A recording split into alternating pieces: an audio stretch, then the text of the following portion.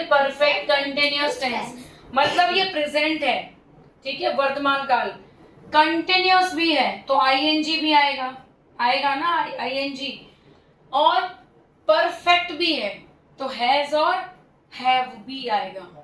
सबका मिक्सचर बना के क्या किया है, present perfect continuous tense. Indication क्या है, रहा है, रही है, रहे हैं। क्या है इसका इंडिकेशन, रहा है, रही है, रहे हैं। और क्या हो सकता है, और भी कुछ हो सकता है इंडिकेशन, बिल्कुल हो सकता है। क्या होगा इसमें, टाइम आ जाता है। क्या आता है इसमें, टाइम। सिंस और फॉर का यूज करना सीखना पड़ेगा इस टेंस को पढ़ने के लिए। तो इंडिकेशन में क्या है, रहा है, रही है, रहे हैं, ये तो सेम हमारा प्रेजेंट कंटिन्यूअस में भी था और प्रेजेंट परफेक्ट कंटिन्यूअस में भी है। रूल क्या कहता है, subject has been, have been, verb का first form plus ING, definite time के लिए सिंस, इनडेफिनेट टाइम के लिए फॉर का यूज करना है, फिर ऑब्जेक्ट हमारा जो भी है वो आ जाएगा। ठीक है, क्लियर। रूल क्या है, subject plus has been, have been, verb का first form plus ING plus definite time के लिए सिंस, इनडेफिनेट टाइम के लिए फॉर।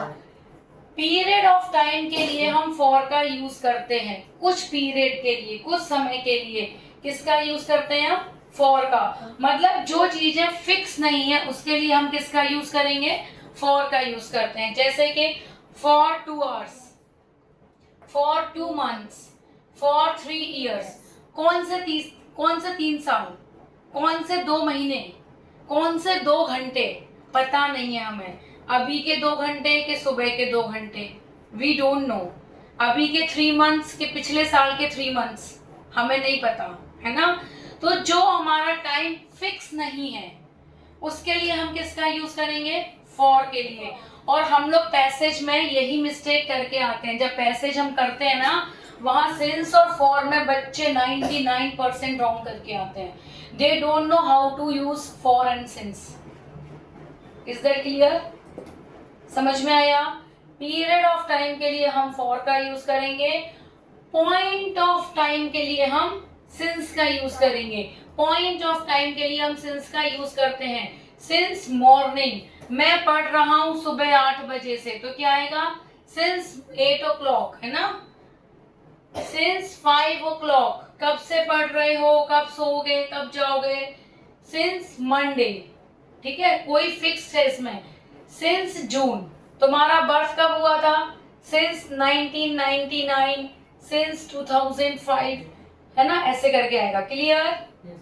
जब टाइम पीरियड फिक्स होता है उसके लिए सिंस, जब टाइम पीरियड फिक्स नहीं है उसके लिए फॉर।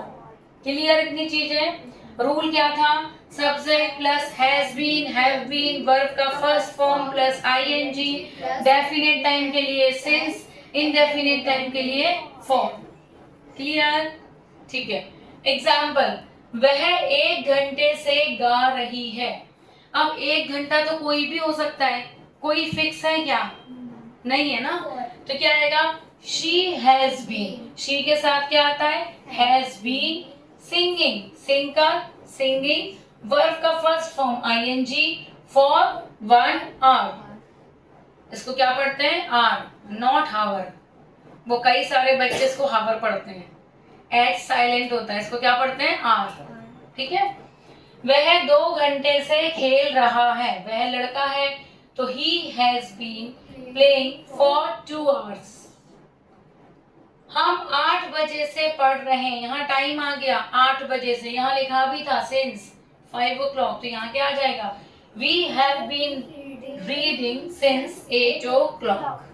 क्लियर। अब हम कुछ और एग्जाम्पल देखेंगे, सिंस और फॉर का यूज कैसे करना है, कहाँ करना है।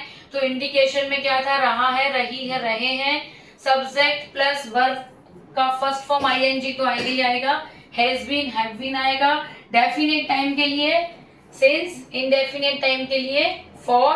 फॉर का यूज हम पीरियड ऑफ टाइम के लिए करते हैं, सिंस का use of point of time के लिए।